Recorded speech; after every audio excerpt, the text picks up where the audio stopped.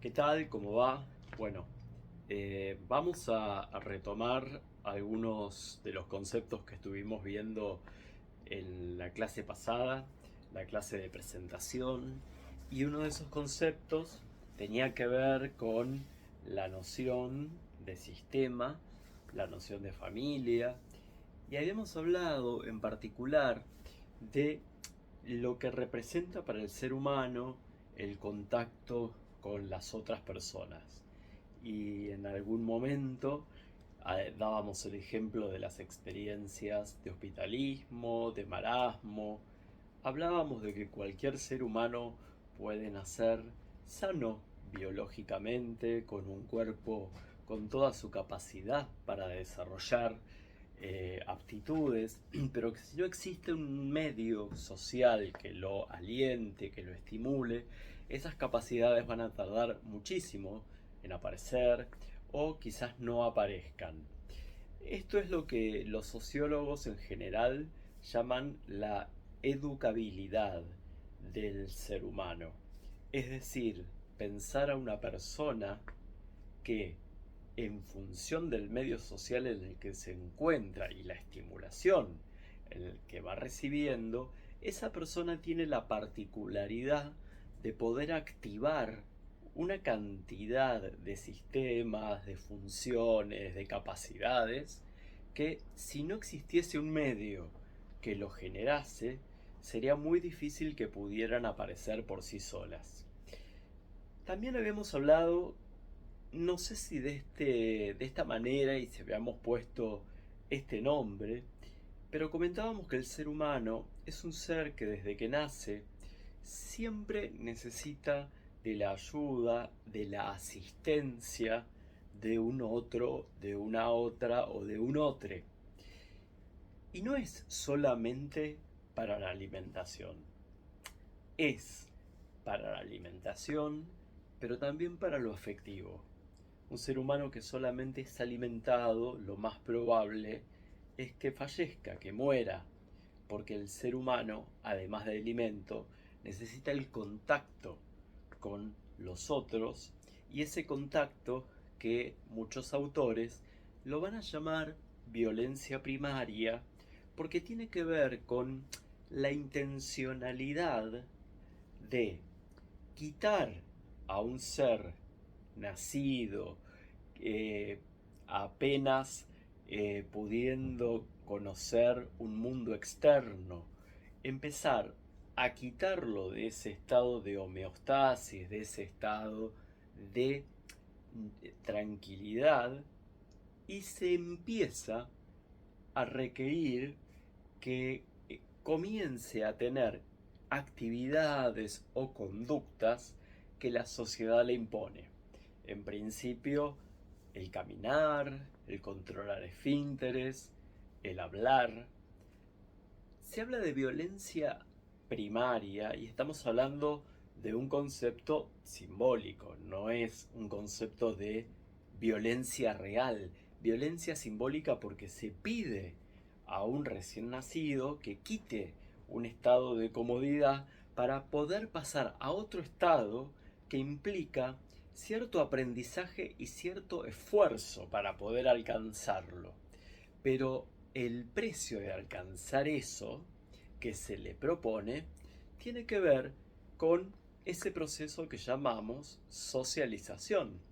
La socialización es ese proceso a partir del cual un organismo, un ser que nace, va adquiriendo características socioculturales de su medio ambiente. Freud en 1924 también lo hizo en 1932, remarcaba claramente que el ser humano tiene esa propensión a buscar la compañía y a buscar estar con otras personas. Y a eso lo llamó impulso gregario. Gregario tiene que ver con grupo, y esa es la organización que en general los seres humanos arman para poder de alguna manera subsistir. Si nos vamos hacia el inicio de los tiempos, si nos vamos hacia cómo sería el ser humano en etapas prehistóricas, y siempre que hablamos de prehistórico estamos hablando de algo anterior a la escritura, ¿sí? No importa en qué lugar del mundo. Cuando hablamos de la prehistoria tenemos que pensar en algo que existió previo a la escritura. Cuando hablamos de las personas en las etapas prehistóricas, nos empezamos a encontrar con que el ser humano siempre ha buscado la compañía, pero esa compañía que ha buscado y esa unión que ha buscado en grupos, lo ha hecho para satisfacer ciertas necesidades. Muchas veces esas necesidades tenían que ver con sumar manos para la caza de matar animales para poder comer. También tenía que ver con empezar a armar clanes, que eran esas agrupaciones cerradas, lo más parecido a lo que podríamos llamar hoy una familia. Hay una gran diferencia entre lo que es un clan y una tribu. Los clanes en general son cerrados, endogámicos, tienen la particularidad de funcionar con reglas internas, y la tribu es la que suele abrirse hacia otros grupos humanos. Pero volviendo a la etapa prehistórica, decíamos que los niveles de organización eran niveles que tenían mucho que ver con las necesidades que en ese momento imperaban.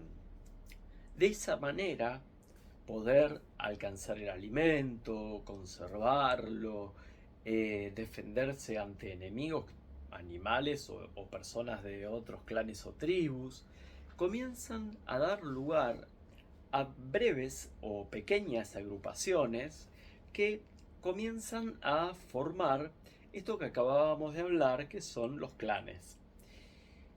Como en algún momento les conté también, estos clanes tuvieron en algún punto cierta fecha de vencimiento, porque el clan que vivía cerrado, tratando de protegerse de el exterior, se encontraba con una limitación. La limitación en la cual se encontraba era que todo lo que podía tener, todo lo que podía adquirir, muchas veces no se condecía con lo que podía tener o haber adquirido otros clanes. Por lo tanto, si un clan tenía el fuego y otro tenía el cuero y otro tenía el hierro, si yo quería lo que otro clan tenía, probablemente debía recurrir a la guerra para poder extraer eso y llevarlo a mi clan. De esta manera, muchos antropólogos, muchos sociólogos, muchas personas que pudieron, a través de restos, a partir de fósiles, a partir incluso de pinturas rupestres, esas pinturas que solemos pensar o ver en las piedras y en las cuevas, empezaron a generar una hipótesis que claramente se sigue sosteniendo hoy en día, y es que esta necesidad o este claro anhelo de poder tener lo que no se tenía era muy difícil de sostener si siempre había que recurrir a la violencia o a la guerra para poder adquirirlo. Por lo cual comienza a regir un sistema, una ley, un acuerdo, una construcción social, y presten mucha atención porque estoy hablando de una construcción social de algo que quizás muchos de nosotros creemos que es lo que solemos llamar natural, que está desde el inicio de los tiempos. En realidad todo en el ser humano es una construcción, y esa ley que se construye, ese nivel de organización que se construye, es la prohibición de las relaciones sexogenitales dentro de los clanes. Esa prohibición dentro de los clanes y esa prohibición sexogenital generaba que los varones tuvieran generalmente que salir a buscar a las mujeres para poder reproducirse, procrear, tener mano de obra para el trabajo por fuera del clan. Y es acá donde tenemos el origen de la prohibición del incesto. La prohibición de tener relaciones con personas de una misma familia, esa prohibición que la tomamos y que la realmente sostenemos en la mayoría de los casos como un principio rector, y cuando se quiebra se produce una serie de situaciones tanto de trauma o cuestiones relacionadas con la ilegalidad, realmente también es una construcción que la tomamos porque es interesante pensar desde dónde surge. Hay explicaciones que tenían que ver mucho con la biología y tenía que ver con esta idea de que si dentro de una familia se tenían hijos o se procreaba con personas que tuviesen la misma, que fueran consanguíneos, nacían niños enfermos. En realidad no es del todo cierto. Es verdad que se pueden potenciar eh, personas que tienen mapas genéticos similares. Es probable que se puedan potenciar algunas enfermedades dentro de relaciones incestuosas, pero no es lo más común. En realidad, la prohibición del incesto tiene que ver claramente con la posibilidad de una primera organización social. Si quieren un primer pacto de supervivencia, un primer pacto de acuerdo, donde aparezca esa palabra que charlábamos la clase pasada, que es la confianza, que es no te voy a matar, siempre y cuando acordemos que los intercambios van a tener que ver no con una guerra, sino con una unión entre las personas. Esto a lo largo de los años se va como solidificando, ¿no? Incluso con las dotes, con el precio que debía pagar la familia de una mujer, ¿sí? Se casaba con un varón con previo acuerdo. En algunas culturas es al revés, pero claramente tenía que ver con una organización social. Es decir, estamos en un nivel prehistórico, estamos en un nivel de cómo se empieza a organizar la sociedad humana y cómo comienza a emerger entre tribus y clanes eso que hoy conocemos como familia, ¿sí? Familia, de hecho, si uno va al origen de la palabra, a mí me gusta muchísimo ir al origen de las palabras, a la etimología, de dónde vienen las familias. Es muy interesante porque la etimología de familia tiene que ver con fámulos y significa unión para la servidumbre. Obviamente que ustedes dirán, bueno, pero ¿qué tiene que ver la servidumbre? ¿Qué tiene que ver esta cuestión de servir a alguien con la familia? Y sí, tiene que ver porque en realidad en el inicio de los tiempos, pero también avanzado todo lo que fue la etapa clásica, todo lo que fue el siglo primero, el siglo sexto, ya con la consolidación del cristianismo, del judaísmo, de las religiones, la familia, además de tener un rol fundamental en el Estado como organización, era un modo de organización social. Ese modo de organización social tenía pautas y tenía también finalidades. Las pautas que tenía eran las que se caracterizaban por definir a una familia por un grupo de personas ligados por el afecto, ligados por el cuidado y ligados por la convivencia o los lazos de unión. Es así que esas familias y esas uniones que podían ser realmente absolutamente legítimas y también podrían tener que ver con el amor y tenían que ver con el cuidado, en general también eran sumamente importantes a la hora de organizar un Estado para pensar en la división del trabajo. Tener hijos, tener esposa para los varones era una manera de poder tener mano de obra, poder tener personas que pudieran ayudarlo en una economía agraria, mucho más adelante podría ser industrial, donde pudiera ser algo así como empleados, ¿sí?, por consanguineidad.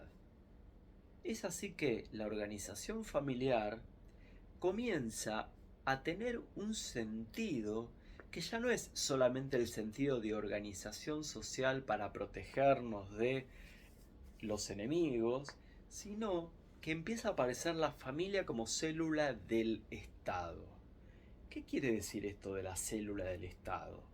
Como que el modelo que los estados, diría, orientales y occidentales transmiten a las personas en cuanto a modo de vincularse era a partir de la unión entre hombre y mujer. Y esto tenía que ser sí o sí en pos de la descendencia. Muchos de ustedes, muchas de ustedes lo habrán vivido como yo, que hasta hace muy poco, hasta que se cambiaran algunos artículos del Código Civil, era lo que se estilaba era que una mujer se casaba con un varón. A partir de ese nombre, a partir de ese momento, esa mujer llevaba el apellido de su esposo. Por lo tanto, el de, ¿sí?, y el apellido la ubicaba en un lugar de propiedad privada de su esposo. Ni que hablar de los hijos, que los hijos directamente tenían el apellido de su padre. Otra manera de privatizar a los hijos como objeto propio. De hecho, filósofos como Marx, como Engels, plantean que quizás las primeras privatizaciones que existieron en la cultura se hicieron sobre mujeres y niños. Y eso tenía que ver con que los varones necesitaban garantizar mano de obra, como dije antes, y también garantizar la reproducción.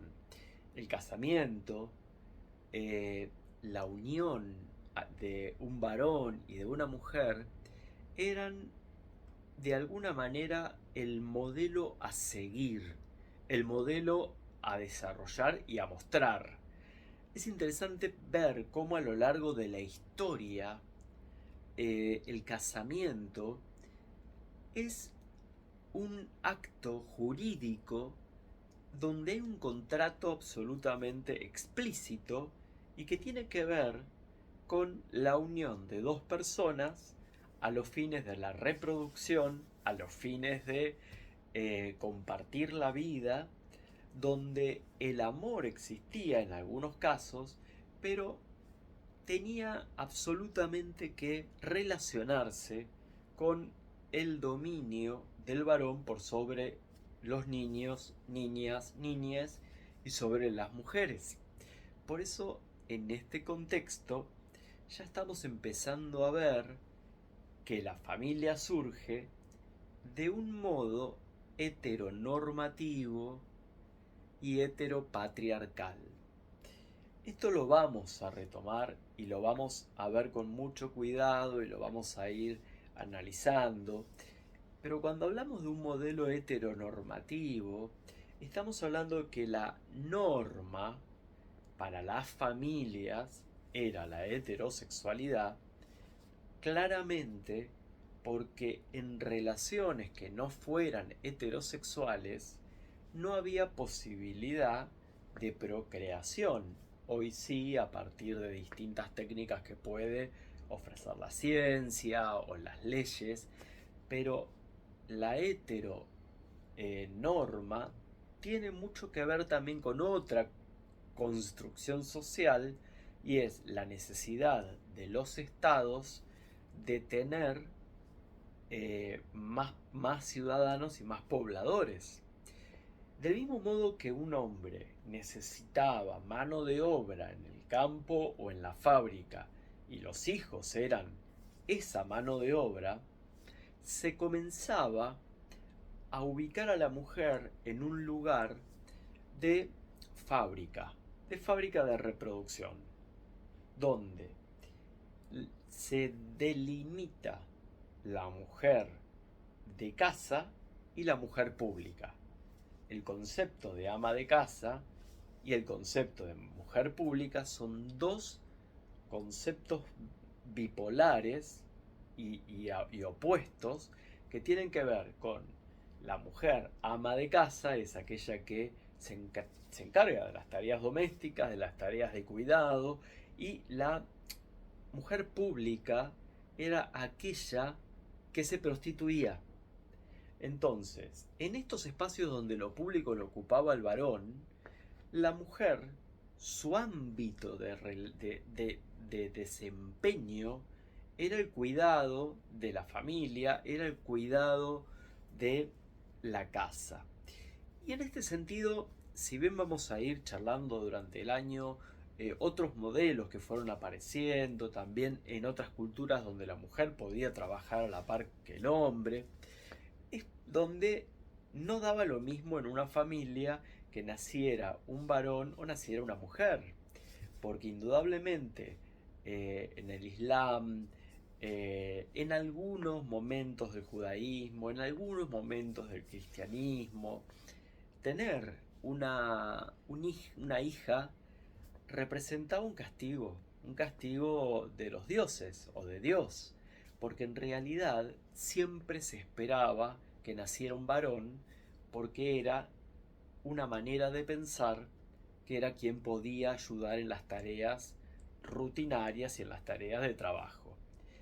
A esto le vamos a hacer un gran paréntesis también, porque además recaía sobre el sexo femenino toda una serie de connotaciones que no recaía sobre los varones. Pero eso lo vamos a ver más adelante. De esta manera, lo que venimos charlando es cómo la familia es una construcción social, cómo la familia es algo que tiene que ver con la evolución de las sociedades, con la organización de las sociedades, con elementos como el trabajo, que de alguna manera utilizaban a la familia como mano de obra, pero también era interesante pensar cómo los estados necesitaban de relaciones heterosexuales y de descendencia y de hijos, además de para el trabajo, para poblar territorios. En un momento donde las conquistas, las grandes campañas para poder conseguir tierras, los grandes momentos de batallas para poder invadir y poder extender imperios, no podía llevarse adelante, no podían eh, realmente poder efectivizarse si no existían soldados. Por lo tanto, ya no solamente la familia es una célula, es una construcción social para el trabajo, sino que comienza a ser también una necesidad política para poblar territorios y que no fueran ocupados por otras personas, y también para poder integrar y formar parte de los ejércitos. De esta manera vamos viendo que el concepto familia es un concepto que va teniendo distintas significaciones a lo largo de la historia. Si hoy trazáramos una línea desde el, no sé, del Neolítico hasta el 2023, diríamos que la concepción de familia va cambiando a lo largo de los tiempos. Y en ese sentido es muy importante como poder entender que familia es todo aquel grupo humano que interactúa y que se caracteriza por el cumplimiento de las tareas de afecto, las tareas de cuidado. La última clase contábamos también que la función biológica que podía existir de reproducción no necesariamente desemboca en la construcción de una familia. Al punto que les contaba que muchas veces cuando uno trabaja en, en atención primaria, cuando uno lleva al territorio eh, información sobre métodos anticonceptivos, sobre la responsabilidad afectiva, tanto para hombres, mujeres, personas trans.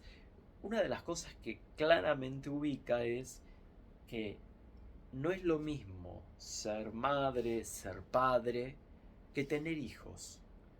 Tener hijos está muy abocado y muy pensado desde lo biológico, pero la paternidad o la maternidad son funciones que se tienen que ejercer a partir del cuidado. Por lo tanto, puede haber muchos chicos o muchas chicas que teniendo genitores sean huérfanos. ¿Por qué? Porque en realidad que alguien pueda tener hijos a nivel biológico no implica que pueda cumplir con la tarea afectiva que venimos charlando, que son las funciones de cuidado y las funciones de paternar o maternar. También vamos a ir viendo en las próximas clases las características de la familia, porque tenemos que pensar que en algún momento se instala esta idea de la madre y el padre como modelos de identificación. Bueno, vamos a ir viendo si esto es así, si esto continúa de este modo. Y en el texto que teníamos para hoy, para leer y para trabajar, hay como una descripción muy pero muy básica, hasta en la cual podemos discutir sobre los tipos de familia, donde esa familia nuclear o elemental es esa familia que yo les contaba que podría ser formada por hijos, madre y padre, esa familia muy tradicional.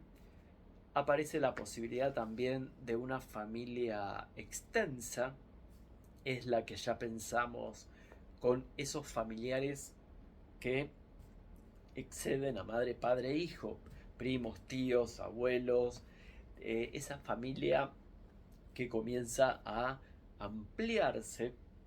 Y también, si queremos como tener características de distintos modelos familiares, también podemos encontrar los modelos de familias monoparentales. Y acá aparece algo muy interesante, porque en general a lo largo de la historia son muchas las mujeres que han cuidado, alimentado, eh, educado a hijos o a hijas solas. Y me viene a la mente en este momento, bueno, una de ellas, Alfonsina Storni, ¿no? Que fue una madre y sin un genitor, un padre que pudiera paternar a su hijo.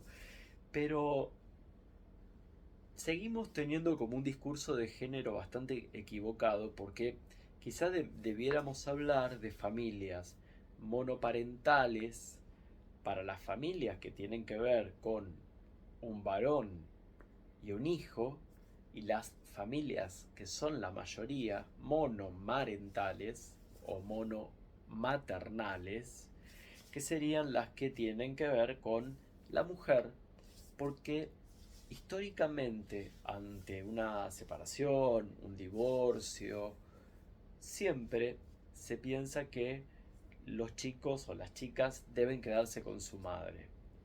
Y esto es algo que lo podemos dejar en suspenso para poder analizarlo, para poder verlo más adelante, porque quizás debiéramos pensar un poco de dónde surge este principio que atraviesa a, a la cultura. También porque el hecho de el tiempo que implica cuidar a un hijo es un tiempo que una madre o aquella persona que esté cuidando un hijo sabe que es un tiempo prolongado, es un tiempo de mucha dedicación, que muchas veces por los privilegios de los varones, el varón no tiene por qué cumplirlos. Es una generalización la que estoy realizando, pero lo cierto es que en su mayoría es mucho más común ver que a la hora de un divorcio los hijos permanecen con su madre y la lucha por la cuota alimentaria es una lucha que debe llevar adelante una mujer, una madre, que además está criando a un hijo. Por eso, para la legislación argentina, el no cumplimiento de la cuota alimentaria también es considerado violencia de género. Después, una de las cosas que me gustaría como plantearles para la próxima y para seguir tomándolo es esta idea de familia como construcción social. Y por otro lado, también vamos a pensar desde dónde surge el concepto madre, padre, niño, niña, adolescente, cómo surgen y cómo se comienzan a formar a partir de esta relación entre las personas y las sociedades.